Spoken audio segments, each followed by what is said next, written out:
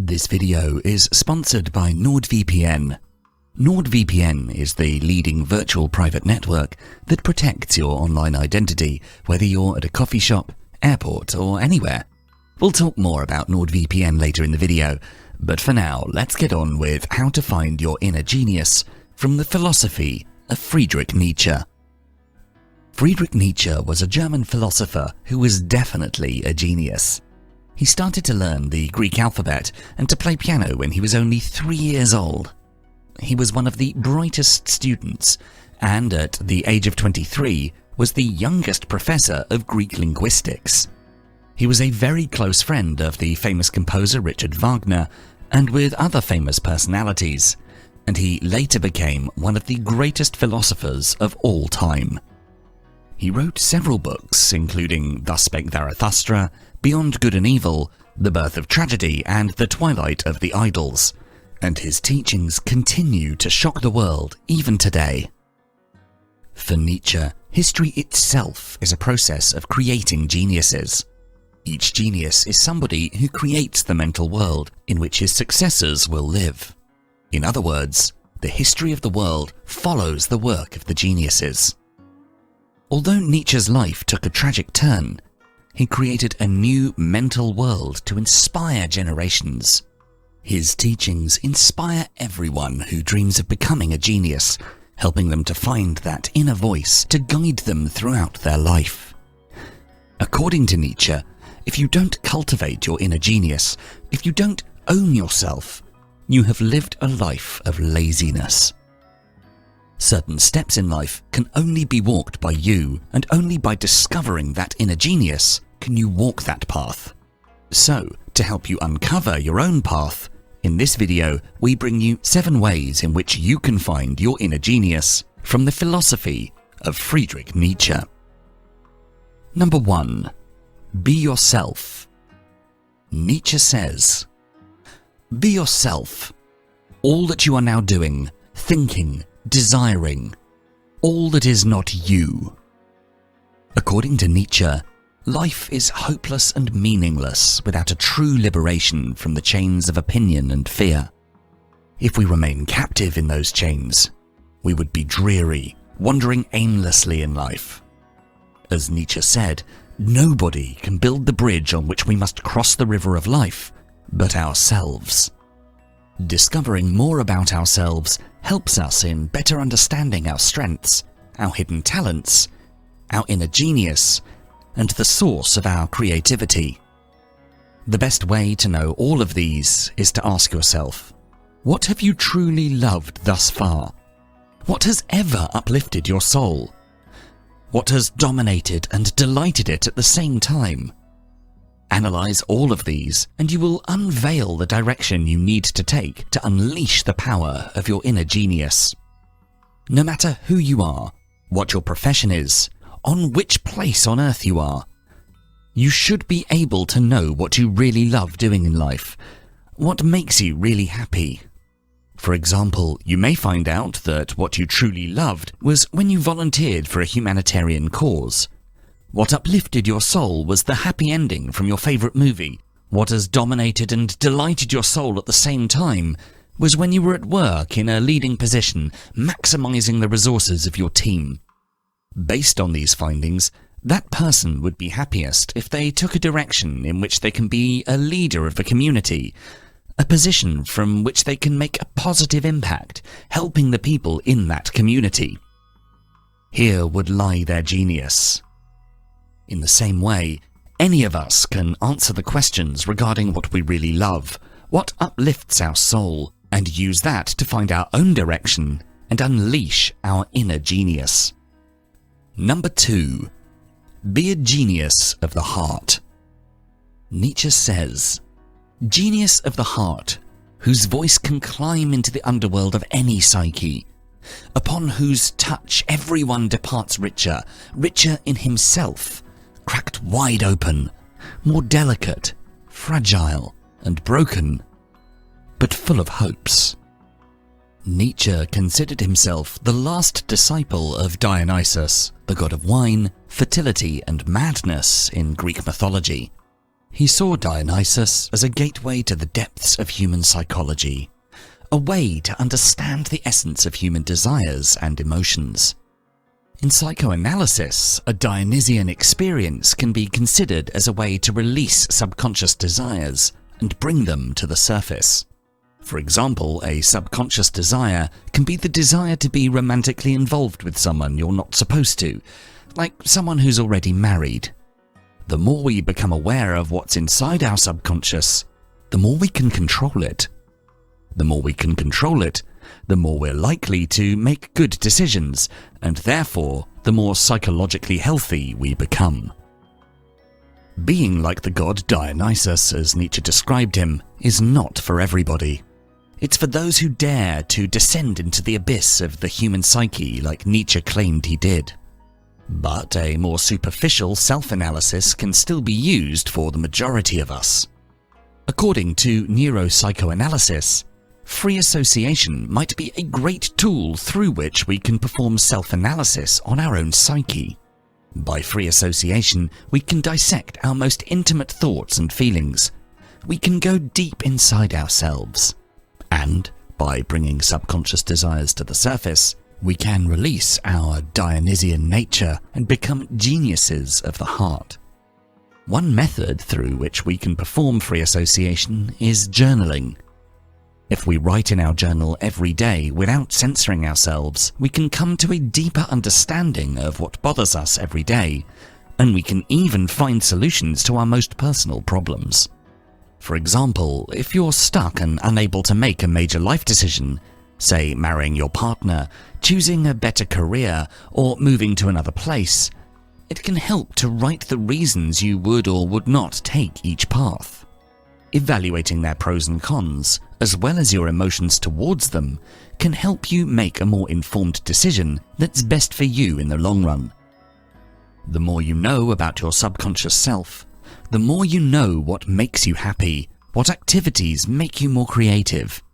Our inner genius has everything to do with our creativity, as in our creativity lies our potential for growth and for leaving our legacy on the world. Number 3. Protect your genius from the herd. Nietzsche says, "What we've called universal values, what we've called truth, has always only ever been the personal expressions of those who promoted them." Because we live in a society, we're blinded by certain standards and rules. We obey certain moral codes which control our behavior. Although these invisible rules give us security, they also limit our individuality and creativity. As Nietzsche argues, we're controlled by a herd morality which was created by the ruling class in order to control the poor. These societal values, what is good and what is bad, are not given by a supernatural being like God, but rather they're concepts invented by the ruling classes. Although many of these values have a positive influence over society overall, it's important to be more aware of them and investigate the way in which they control us, in order to educate ourselves, to become who we truly are, and to find our inner genius, the source of our individuality and creativity. Millions of us are trapped in traditional religions and prejudices, and in our attempt to free ourselves, we can encounter tough opposition from people who kill their own creativity and dreams in order to conform to society, and who feel insecure seeing other people pursuing their creative dreams. For example, if you're a young woman living in a country which encourages women to be only housewives, then you would likely face a lot of backlash and opposition when pursuing a career in science. According to Nietzschean philosophy, you should protect your inner individuality as a scientist and your creative spirit as a whole by continuing to practice science in spite of the opposition. Although you may never get the recognition and respect you deserve, your inner creativity, your genius, is the most important life force you have to fulfill you in the long run. Even if you're not allowed to go to school, you can borrow science books, keep up to date with developments in the news, And of course, follow some of the many amazing science communicators right here on YouTube. To protect your inner genius, you must stop blindly following society's rules, as they're not based on universal truths or values. They are all relative. Number 4. Genius is no accident. Nietzsche says, "Do not talk about giftedness, inborn talents. One can assume great men of all kinds who are very little gifted." We live in a society which considers a genius as being a rare phenomenon, which takes luck like being born in a special culture or in a special family with a certain status, or being born gifted at, say, music, art or maths and so on. We often feel that they achieved the state of genius by accident, a miracle or luck. We never look at what's actually behind their success. This mentality of seeing a genius might prevent us from actually becoming one. There's a huge difference between what society considers being a genius and what being a genius really is. Following society's way of looking at geniuses as a rare phenomena, as accidents which happen only in certain professions or circumstances, might compromise your endeavour to develop your own inner genius. Therefore, it's important to disregard what's popular and focus on what ignites your own flame. If the thing that really excites you is making anime art using ancient printing techniques or dumpster diving for old technology to restore or upcycle, then great! Get out there and do it, and ignore the haters telling you to stop because it's not normal. Not to mention ignoring your inner voice telling you to feel embarrassed or shameful because your interests don't conform to current trends.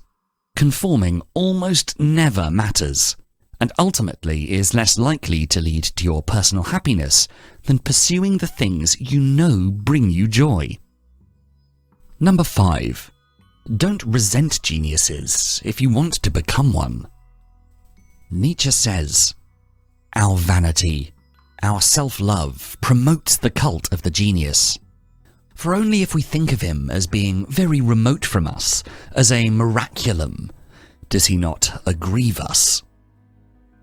We use the words gifted, genius, one of a kind, because we want to protect ourselves. We do it to shield our own egos. We might consider it too hard to be like them, that it seems too much like hard work, so we say it's impossible. Often, when we decide someone's a genius, we automatically put a barrier on our own future endeavours. We think we might never get there, that we're incapable of doing that, so we call them geniuses. We think those people had an unfair start, that they were born with that particular talent, or were born in that certain country, or in that certain family, and so on. We wish we were more like them, or at least we wish we had the same advantages at the start. In this way, we don't take responsibility for our life and instead blame external factors for our failures. Instead of seeing genius as an out-of-reach target, we need to start evaluating their journey to see how they achieved the status of genius, to count the number of hours of work they put in, to evaluate the decisions they made in life, and so on. Take Nietzsche, for example. You can call him a genius, but if he hadn't studied so much Greek linguistics and Greek philosophy, he wouldn't have been appointed to Basel University. He wouldn't have become a part of Richard Wagner's inner circle of famous artists and writers. All his great achievements were accomplished not because of some innate natural ability, but through effort and determination in spite of his fragile physical structure and his psychological vulnerabilities. Therefore, if you feel a particular intense interest towards a field, you need to put in all the effort you can to pursue that career. For example, imagine you work in a company and you've always envied a colleague who's an admired manager in your branch. You find yourself despising him and assuming his success is pure luck because of his innate talent to talk to people, a talent you believe you don't share. So don't try and play that game. Instead of fixating on how they're better than you, you should focus on what you do better than them. Invest more time and energy into your work itself, into time management and self-discipline. and you could become more successful in your own individual way. Everyone's genius is unique, so trying to measure your genius with another is an unfulfilling waste of time. Number 6. Learn to be diligent. Nietzsche says, all had that diligent seriousness of a craftsman, learning first to form the parts perfectly before daring to make a great whole. They took time for it, because they got more pleasure from making something little or less important than from the effect of the dazzling whole. There are definitely people who appear naturally gifted and are better at a given activity than most other people. For example, even as a child, Nietzsche showed a great talent for music and demonstrated great intellectual capabilities. However, these raw talents were not enough in isolation. Talent is just the gateway to success. It is not success in and of itself. Nietzsche took the necessary steps to perfect them, until he became an excellent musician and composer, and a great scholar at the University of Basel. It's easy to say that he was a genius, but if he hadn't perfected his talents, hadn't focused his energies on music, literature and philosophy, we'd never have heard about him. This kind of person appears to us as a genius because we never saw them grow up or what they'd been exposed to. When we use the word genius or gifted to describe an extraordinarily talented individual, there's an underlying implication that devalues any of the deliberate practice and effort that went into crafting the skill that the individual is now an expert in. We don't take into account that a gifted musician spent most of their life playing, listening to and composing music. We just call them a genius in order to avoid daring to do the hard work they've already done. Those people are not superhuman. All that separates them from us is their diligence to achieve greatness. Mastery can take many years to achieve, but genius can be obtained by many of us. We all have different passions, what we usually call a hobby, but we rarely cultivate it to the fullest due to our low level of self-confidence. We all have the qualities necessary to become a genius, but not all of us have the right attitude. Before you declare, for example, that you're a terrible writer, you should practice writing a lot. Short stories, novels, articles, screenplays, Harry Potter fan fiction, anything your heart desires, all the while perfecting your style, comparing it with experts in your field, and learning from the critique you receive. There is no shortcut. Greatness requires your time and energy. Number 7. Be grateful and clean. In our final quote from Nietzsche for this video, he says, "A man who possesses genius is insufferable unless he also possesses at least 2 other things: gratitude and cleanliness." In spite of his daring and sometimes acerbic philosophy, Nietzsche was a gentle and sophisticated human being. Moreover, he was a very talented poet, piano player and composer, possessing great artistic skill. Nietzsche valued his friendships to extremes, and he never compromised himself for money.